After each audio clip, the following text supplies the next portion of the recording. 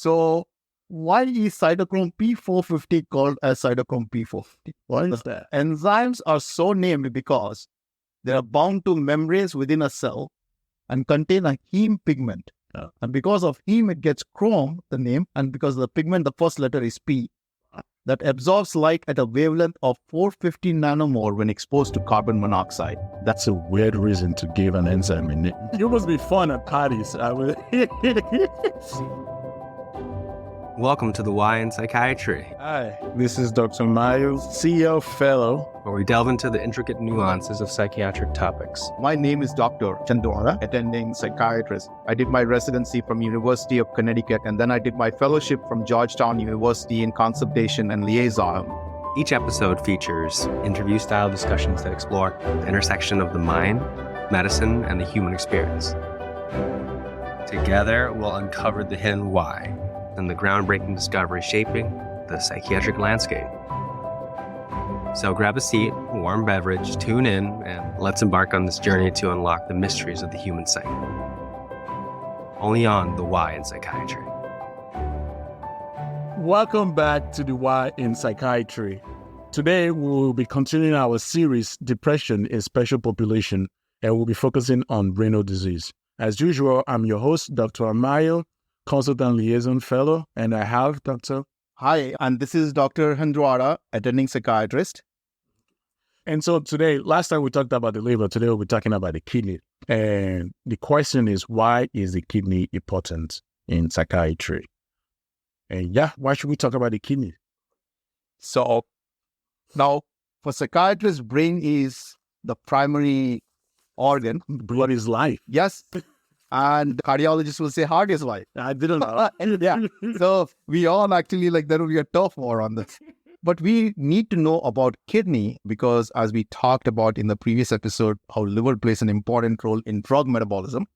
Kidney also plays a very important role, especially in excretion of the drugs, right? Majority of our medications, not all, after they are metabolized in the liver, are conjugated and made water-soluble and excreted through the kidney, right? So the drug can be excreted either in the feces or in the urine, right? So patients who have renal disease, there will be a problem in the way our body handles the drug.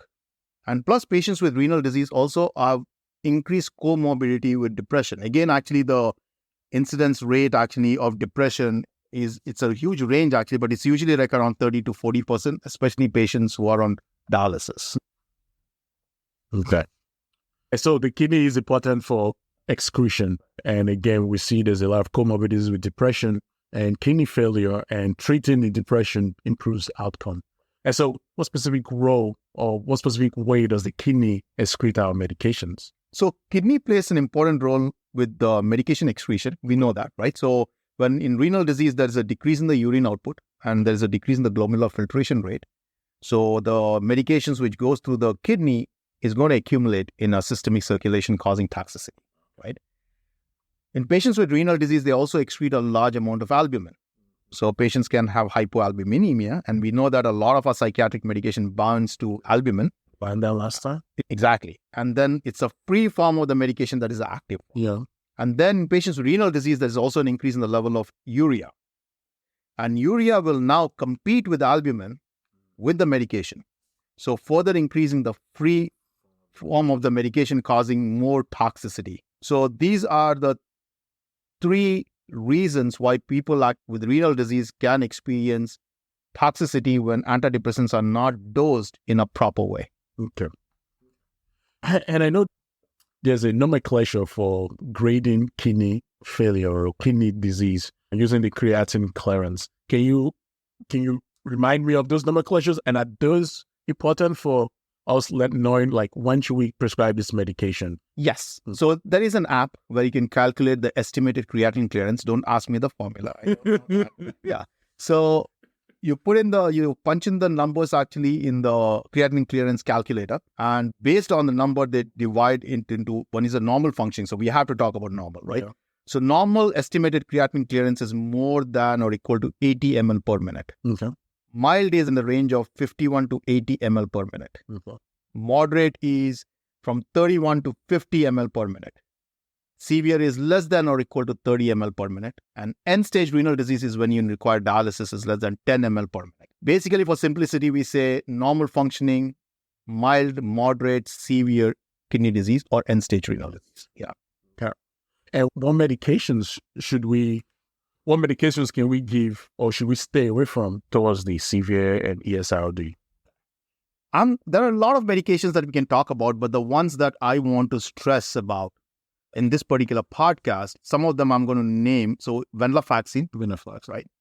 Metabolite of venlafaxine, that is desvenlafaxine. Then we have duloxetine, we have bupropion, and we have levomilnacipran. I hardly use it, levomilnacipran, but there are psychiatrists who do use levomilnacipran. So we have to be careful with these 4 medications in patients with renal disease. So let's look at venlafaxine. Like, how do we dose venlafaxine in patients with renal disease? So it's not like renal toxic, but it's excreted by the kidney. More than 80% of venlafaxine goes through the kidney and excreted out, right? So in patients who have mild, moderate, and severe renal disease, we decrease the dose of venlafaxine by 25 to 50%, right? So you can still use it, but you decrease the dose to prevent the toxicity and accumulation. And in patients with end-stage renal disease, you drop down the dose to 50% and wait till the dialysis. So those after the dialysis? Okay. You give one-time dose, wait till the dialysis is done, and then give the second dose, which is 50% or before the renal toxicity. Okay.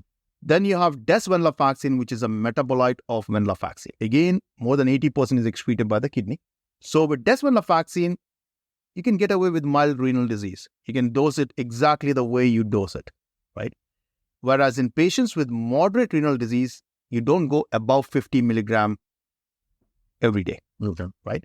And in patients with severe and end-stage renal disease, you dose it at 50 milligram every other day, right? So you can still use this medication, but you have to be careful how you dose them. And for the desvenlafaxine, does it matter when they have the dialysis or not? It doesn't matter. Okay. It doesn't matter. Yeah, as long as you give it 50 milligram every other day. Yeah. And then you have got duloxetine. So this is a medication that will be used actually by physicians even if the patient is in severe or end-stage renal disease. And this is a common mistake that I see again and again while I do consultation liaison psychiatry. So duloxetine, once your estimated creatinine clearance is less than 30 ml per minute, you stay away from duloxetine. The reason being is that the metabolite of duloxetine, the area under the curve, that is the amount of medication, is about 7 to 9 times higher in patients with renal disease as compared to healthy control. And that itself can be toxic, plus it can also cause hepatotoxicity. Yeah. So you have to be careful with duloxetine. So once they reach severe, stop duloxetine? Yes. And do a different medication? Exactly. And again, I'll say don't stop it cold turkey. Yeah. Because duloxetine has a very short half-life and it's one of the medication which has really bad serotonin withdrawal. So whenever I'm prescribing patients duloxetine or venlafaxine or desvenlafaxine, I tell the patient, keep at least a week's supply in your office so that if you forget it at home, at least you have a medication in your office which you can take because the withdrawal is bad. You feel the withdrawal by the end of the day. Yeah. Okay. Then you have got bupropion. Yeah. As a bupropion? So bupropion is a medication we extensively use in psychiatry. Yeah. Because it's one of the medication which does not cause sexual side effects. Yeah. Plus, it's one of the medication that does not cause hyponatremia. So people feel comfortable using it. Plus, it gives you the boost of energy because in depression, you have a decrease in the energy level. So with bupropion, you can actually improve it. And it helps with apathy? Exactly. It helps with apathy, helps with smoking cessation. It helps with ADHD. Yeah. So it does, though it's all not FDA approved. Yeah. So with bupropion, it's broken down into a metabolite called hydroxybupropion, which has approximately 50% of the activity of bupropion. In a healthy individual, the concentration of the metabolite is 10 times that of a parent compound. Just imagine patients with renal disease. Plus, patients with renal disease will have problem with sodium. If they have hyponatremia, you give bupropion, you're decreasing the seizure threshold and you're increasing the risk of seizures, right? So bupropion, you have to be careful. In mild and moderate bupropion extended release, you can dose normally. Okay. But in severe and end-stage renal disease, you give them 150 milligram every third day, right? So you have to be careful. And if you're using an immediate release bupropion, mild, you're fine. Be a little careful. Start low, go slow. Mm. And then in moderate, severe, and end-stage, 75 milligram per day, right? So you have to be careful with bupropion because you don't want to induce seizure in these patients, right? Levometilazepam, I don't use it, but that does not mean that it's not a good medication. I do not have too much experience with it, but it has a relative contraindication in patients with end-stage renal disease. So when you're using it, be careful in end-stage renal disease. Is there any medication that has your approval? No, it seems like we hit on the SNRI. How about the SSRIs? Are they relatively good in renal disease? So there are two SSRIs which are relatively safe. I say safer in patients with renal disease, which we commonly use. One is sertraline. And there is one property of sertraline that makes it actually the medication of choice is because it prevents post-dialysis hypotension. Now, do not ask me why. I do not know. I tried to look up for that and I could not find anything. Post-dialysis hypotension prevents that. It prevents that. And we do not know how does it do it. And then the other medication that is safer in patient renal disease is fluoxetine. But one caution with fluoxetine is that it has a lot of drug interaction. Yeah. So please look up the drug interaction before you prescribe fluoxetine because patients with renal disease will be on polypharmacy. And fluoxetine has a long half-life. Yes. Is it cleared renally or? Fluoxetine, it's metabolized in the liver and then it does actually, but it does not accumulate in the system. Yeah. Okay. And so just to recap, so kidneys are very important. They help with excretion.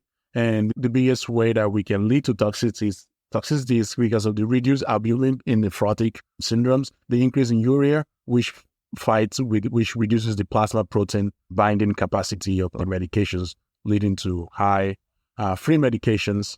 And so if in kidney disease, there's a higher risk of toxicity in these patients. We estimate creatine clearance using the mild, moderate, severe method. And we talked about these 5 medications: venlafaxine, duloxetine, bupropion, and levometilazepam. And in venlafaxine, it's okay to reduce the dose by 25 or to 50% in mild, moderate, severe. And then in ESRD, you give 50% of what you normally give, and you give it after dialysis. In this venlafaxine, it's okay to reduce the dose around mild and moderate, but in severe and ESRD, give 50 milligrams every other day. Duloxetine, I would say stay away from because you accumulate a lot of the metabolites and increases chance for both liver damage and as well as just as toxicity. For bupropion, there's an increase in the metabolites as well and increases risk for seizures. So stay away with severe or ESRD. And then levoracibam has a relative contraindication in ESRD. Yeah. Sertraline and fluoxetine is relatively safe in this patient population, but be careful for fluoxetine's drug-drug interaction. And certainly post-dialysis hypotension, but our guru here doesn't know why. So that's all we have today for the Why in Psychiatry. Thank you. Thank you. Thank you for joining us on today's episode. Our tireless team is already hard at work, cobbling together another potpourri of fascinating discussion for next week, so be sure to tune in. Visit our website and our podcast feed and let us know your thoughts on the episode. Subscribe so you don't miss our releases every Wednesday. Until next time, keep smiling, keep shining, and stay curious.